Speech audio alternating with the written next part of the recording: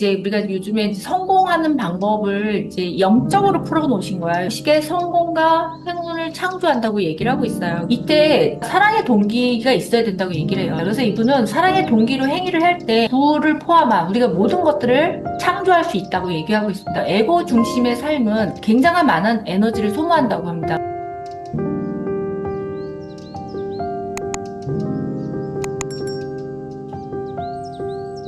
그 중에 네 번째 최소 노력의 법칙에 대해서 여러분들한테 소개를 하겠습니다. 자, 우리가 자연의 지성은 이제 힘들이지 않고 쉽게 일을 한다고 합니다. 우리가 조화와 기쁨, 사랑의 힘을 이용할 때 우리가 힘들이지 않고 쉽게 성공과 행운을 창조한다고 얘기를 하고 있어요. 이제 디픽조 박사님 아시겠지만 인도계 미국인이다 보니까 뭐 아유르베라든지 동양의학을 같이 융합한 이 철학들을 많이 얘기를 하시다 보니까 이렇게 얘기를 듣다 보면 동양의학적인 것들을 많이 얘기를 하세요. 그래서 이 뭐라고 얘기하냐면 우리가 최소 노력의 법칙을 최소 행의 원리, 무저항의 원리, 그다음 조화 사랑의 원리라고 얘기하고 있고 이 인도 철학을 바탕으로 두고 있습니다. 그래서 경제적인 노력의 원리, 또 덜 행하고 더 많이 이루는 원리라고 합니다. 우리가 이렇게 하려면 궁극적으로 아무것도 하지 않고 모든 것을 이루는 상태에 이르게 되는데 이때 뭐라고 얘기하냐면 희미한 의도만 있어도 그러니까 우리가 어떤 일을 할 때 의도가 있어야 되겠죠. 있어도 그 의도가 노력 없이 실현되는 것이 최소 노력의 법칙이라고 합니다. 그래서 우리가 보통 기적이라고 얘기들 많이 하죠. 기적. 그래서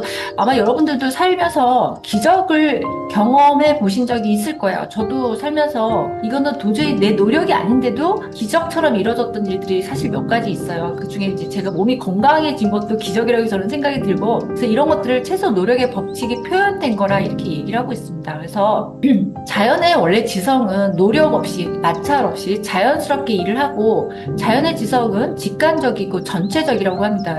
제가 이따가 에너지학을 얘기할 때도 이제 이게 같이 얘기가 되는데 대체학이나 자연의학은 직관적이고 전체적이고 유기체적인 것들을 되게 중요시 여겨요. 그래서 여기서 뭐라고 얘기하냐면 이분은 참나라는 얘기를 많이 해요. 참나라는 거는 본인의 본성, 가장 엑기스가 되는 본성인데 이거를 자신의 참나가 무엇인지를 자각할 때 이 최소 노력의 법칙을 이용할 수 있다고 얘기를 하고 있어요. 그래서 이 참나를 자각할 때 우리가 별 노력 없이도 자연스럽게 이룰 수 있는데 이때 동기가 사랑의 동기가 있어야 된다고 얘기를 해요. 사랑의 동기를 행위할 때 최소 노력이 된다고 얘기할 수 있고 자연은 사랑의 에너지로 결합되어 있기 때문이라고 얘기합니다. 사람들은 뭔가 통제하고 지배하고 이럴 때 에너지가 더 많이 낭비가 된다고 얘기하고 있고 우리가 진짜 참나하고 이제 반대되는 게 에고거든요.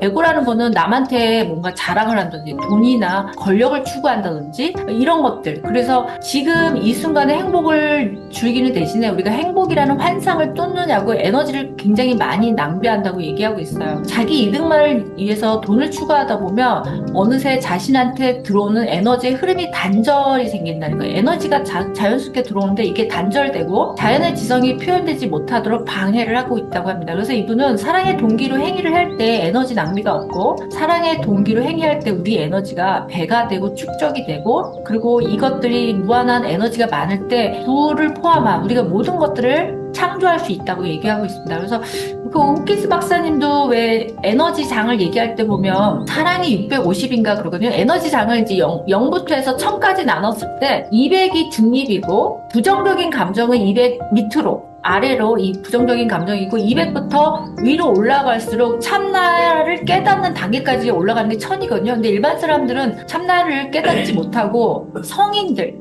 부처님이나 예수님 같은 분들이 보통 간디가 650이었거든요. 그리고 예수님이 1000이라고 합니다. 그래서 그 정도의 우리 보통 범인들은 거기까지 갈 수 없지만 우리가 그래도 높게 올라갈 수 있는 게 사랑이라는 거거든요. 사랑이 한 600이에요.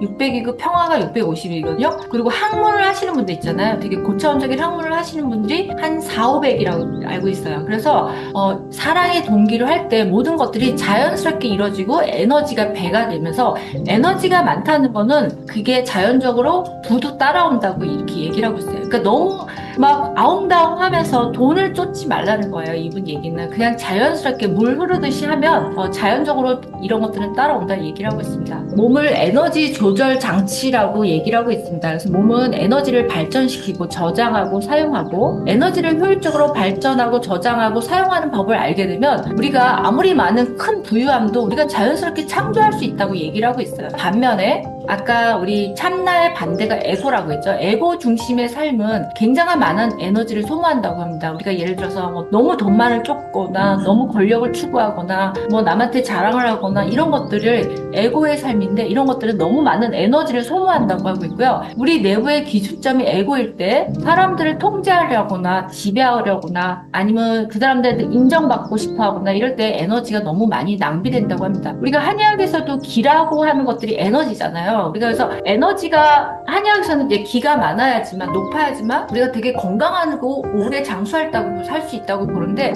사람들이 이제 이렇게 에고 중심의 삶을 살다 보면 너무 에너지를 많이 소모해 버린다는 거죠. 그래서 그렇게 하지 말라고 이렇게 얘기하고 있고, 또 우리 내적 기준이 0일 때 어떤 비판에 영향받지 않고 어떤 도전도 두려워하지 않고 또 사랑의 힘을 이용하고 또 창조적으로 에너지를 사용해서 우리가 원하는 풍요로움과 진보를 경험할 수 있다, 이렇게 얘기하고 있습니다. 자, 그래서 여기 보시면 꿈의 기술에서 돈후아는 이렇게 얘기하고 있어요. 우리는 자신이 중요한 사람이라는 느낌을 유지하느냐고 대부분의 에너지를 써버린다. 만약에 우리가 그 중요성의 가운데 일부라도 포기할 수 있다면 우리에게 두 가지 놀라운 일이 일어날 것이다. 하나는 자신이 대단한 사람이라는 환상적인 생각을 유지하는 데 애쓰는 사용하는 많은 에너지를 해방시킬 수 있고, 두 번째로는 우주의 실제 위대함을 발견할 수 있을 만큼 충분한 에너지를 얻게 될 것이다, 이렇게 얘기하고 있습니다. 그러니까 앞에서 얘기했던 이런 것들이 다 결국은 우리가 에고적인 삶이죠. 근데 보통 현대인들은 다 이렇게 살잖아요. 사실 저희도 어떤 때는 이렇게 에고의 삶을 살고 있거든요. 사실은 어떤 때는 그래요. 우리 직장 가서도 뭐 승진을 한다든지 아니면 또 지금 많은 사람들이 돈을 번다든지 할 때 많은 에고를 가지고서 굉장한 많은 에너지를 소모하고 사는데, 그게 꼭 그렇게 살면 행복하거나 성공할 것 같은데 또 실제로는 그렇지 않다고 얘기를 하고 있어요. 그래서 왜 그 호켄스 박사님도 그 치유에 보면 이런 얘기를 하고 있어요. 내려놓아야 된다. 어떤 치유라든지 아니면 성공이라든지 이런 부분도 일정 부분 내려놓음을 할 때 오히려 그렇게 따라오지, 너무 붙잡으려고 할 때 오히려 붙잡히지 않는다, 이렇게 얘기하고 있고, 어른들도 그런 얘기 하시잖아요. 보면 너무 성공하려고 노력하다 보면 오히려 그 성공이 더 멀어질 수 있다, 이렇게 얘기하는 것들이 같은 맥락이라고 저는 듭니다. 자, 그래서 세 가지 법칙을 얘기하고 있어요. 첫 번째는 최소 노력의 법칙은 받아들이라는 거예요. 받아들이라는 거는 내게 지금 주어진 상황, 그다음 내 주변의 사람들, 그다음 내가 갖고 있는 환경들을 그냥 받아들이라고 합니다. 근데 우리가 사실 받아들이지 못하고 거기를 벗어나려고 많은 에너지를 쓰면서 살고 있잖아요. 근데 그냥 받아들이고 지금 이 순간에 있는 대로 그대로 감사하고 살으라는 겁니다. 그리고 지금 경험하고 있는 것들이 사실은 그대로 받아들여야 되는데, 그게 받아들이지 않는 거는 여기 보면 지금 이 순간을 거부하는 것은 온 우주를 거부하는 것 같다. 그래서 지금 어떠해야 한다고 하는 것들은 우리가 바라는 대로가 아니라 지금 있는 그대로를 받아들이는 것이 굉장히 중요하다 얘기하고 있습니다. 자, 그래서 어떤 사람들이 이제 상황에 대해서 좌절하거나 화가 날 때는 그 상황에 반응하는 것이 아니라 그 사람이나 상황에 대한 자신의 감정에 반응하고 있다 얘기하고 있습니다. 자, 두 번째 원칙은요, 책임이에요.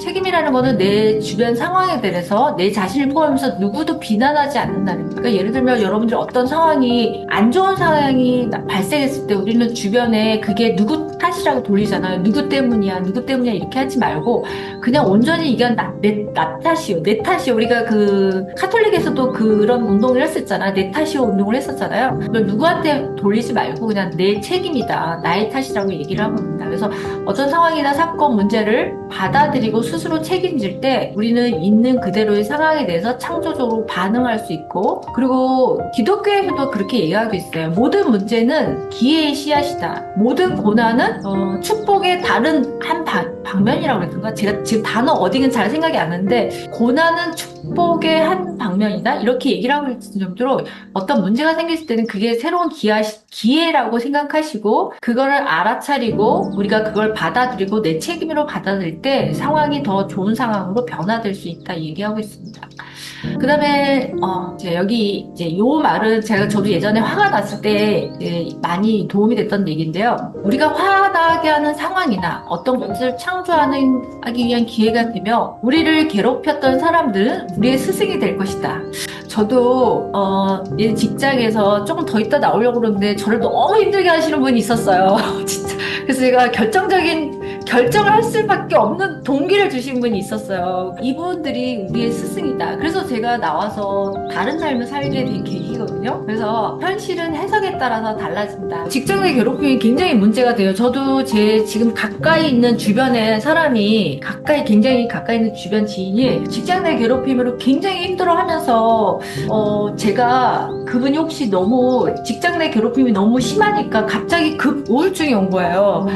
그래서 혹시 이분이 안 좋은 선택을 할까 걱정이 돼가지고 제가 모시고 직접 정신과를 데리고 간 적이 있거든요. 그래서 계속 정신과 약을 먹고 적응을 좀 하고 있어서 지금 이제 나쁜 생각은 안 하지만 그래도 힘들어하고 있어요. 아직 그 문제가 해결이 안 됐어요. 그러니까 나중에는 지금은 그 직장 내 괴롭힘이 너무 악화가 돼서 소송으로까지 번졌어요.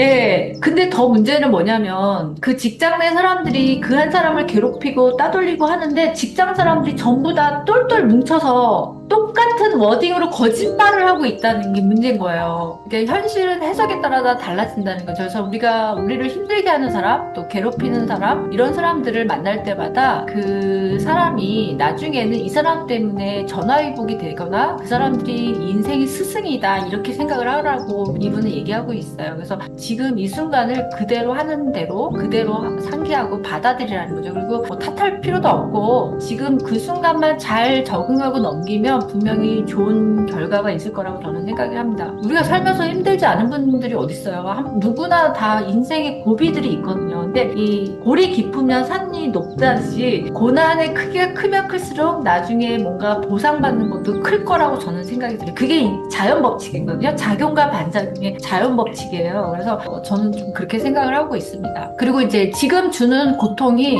우리 삶에 꼭 필요해서 주는 거다 이렇게 받아들인 거죠. 그래서 이 사건의 이면에는 분명히 어떤 숨겨진 의미가 있을 거고 그 의미로 인해서 우리는 더욱 성장하도록 돕는 어떤 동기부여가 될 거라고 저는 그렇게 생각을 하고 그분한테도 그렇게 위로를 하고 있어요. 그래서 지금 잘 버티고 있습니다. 자, 그 다음에 세 번째는 방어하지 않는다는 거예요. 방어. 그러니까 방어라는 게 쉽게 얘기하면 어떻게 남 탓을 돌리는 거라고 볼 수 있겠죠. 그래서 우리가 남 자신의 관점을 방어하는데 많은 시간을 소모하는데 그렇게 하지 말고 우리가 자신의 관점을 방어하고 남들을 비난하고 지금 이 순간을 받아들이지 않을 때 우리 삶은 더욱더 저항에 부딪힌다고 합니다. 그래서 그냥 받아들이고 내 책임이고 내가 잘 적응하고 잘 문제 해결을 해서 넘어가면 될 것 같다고 해요. 그래서 저항에 부딪힐 때마다 그 상황을 억지로 어떻게 하려고 한다면 저항은 점점점 더 커져요. 아까도 말씀드렸지만 작용과 반작용은 똑같은 크기로 움직이거든요. 우리가 저항이 크면 반대 방향의 힘도 커지기 때문에 같은 이 저항을 잘 받아들여서 좀 유연하게 넘어갈 필요가 있습니다. 그래서 여기 보면 태풍을 맞아서 뻣뻣하게 서 있는 나무는 쓰러지거나 부러지죠. 근데 태풍을 맞아서 이렇게 유연하게 굽어질 줄 아는 갈대는 유연하게 넘어간다고 합니다. 그래서 저도 성격이 갈대가 못 돼요. 저는 뻣뻣이 부딪히는 스타일이거든요. 그래서 제가 이 갈대가 못 되는 게 항상 저도 반성을 하고 있는데 이게 잘 안 되긴 하더라고요. 불의를 보면 못 참다. 네, 불의를 보면 한쪽 눈을 싹 감아야 되는데 그게 잘 안 되겠더라고요. 그래서 어찌됐든 어른들이 하는 얘기 있잖아요. 갈대처럼 유연하게 살아남아야 된다. 그래서 흐르는 물처럼 살아야 된다. 이렇게 얘기를 하고 있습니다. 그래서 자기 관점을 자꾸 누구한테 설득하려고 하면 저항에 부딪혀요. 그래서 그렇게 하면 안 되는데 자, 그래서 여기 보시면 무저항의 길을 따르겠다고 다짐해 보라고 얘기합니다. 이제 마지막입니다. 마찰이나 노력 없이 스스로 펼쳐지는 길인데요. 받아들이는 거, 그다음에 책임지고 방어하지 않음이 잘 결합할 때 우리는 애쓰지 않고도 아까 최소의 노력으로 흐르는 물처럼 자연스럽게 이겨냈다고 얘기합니다. 하나의 관점만 완고하게 고집하지 않고 모든 관점이 마음에 열려있을 때 우리의 꿈들과 소망이 자연의 소망과 함께 흐를 것이다. 그래서 우리의 의도를 집착 없이 놓아줄 수 있을 때 우리의 소망들이 꽃이 피어서 실현되는 계절이 온다고 합니다. 그래서 곧 그 계절이 오기를 기다리고 확신하는 것이 최소 노력의 법칙이다. 이렇게 보라고 있어요. 자, 적용하는 거는 받아들이는 걸 실천하는 거죠. 그래서 내가 주어진 사람들, 상황들, 환경들, 사건들을 잘 받아들여라. 그래서 지금 이 순간을 그냥 있는 순간에 행복하고 잘 살아야 되는 거죠. 그래서 저는 이런 사람들이 좋더라고요. 긍정적인 사람들이 좋아요. 부정적인 사람보다도 그냥 어떤 상황이 되면 긍정적으로 해석하고 잘 될 거야 이런 사람들 있잖아요. 그래서 잘 받아들이고요. 그다음에 두 번째는 나는 모든 것을 그대로 받아들이면서 내가 문제로 여기는 모든 사건들과 상황에 대해서 내가 책임지는 거죠. 누가 책임지는 게 아니라 내가 책임지겠다. 그리고 그 책임진다는 것은 나의 상황에 대해서 누구를 비난하지 않는다는 뜻이라고 합니다. 그래서 비난하지 않습니다. 우리가 목사님들이 항상 설교하실 때 이렇게 얘기해요. 모든 고난은 축복의 기회이다. 축복의 기회이다. 그 기회를 알아차리면 그리고 그 순간을 잘 받아들이면 큰 혜택으로 변화될 수 있다. 이렇게 얘기하고 있습니다. 그다음 오늘 나의 자각은 방어하지 않음에 자리 잡고 있을 것이다. 그래서 내 관점을 남한테 너무 굳이 막 설득하거나 방어할 필요가 없다고 얘기를 하고 있습니다. 그냥 저 사람은 저 사람의 입장에서 얘기하는 거고 나는 내 입장에서 얘기하는 것들을 그냥 오픈마인드로 열어두고 하나의 관점을 너무 완고하게 고집하지 말라고 얘기하고 있는데 오늘 이 얘기는 이렇게 마쳤습니다. 자, 각자 그런 경험들 없으신가요?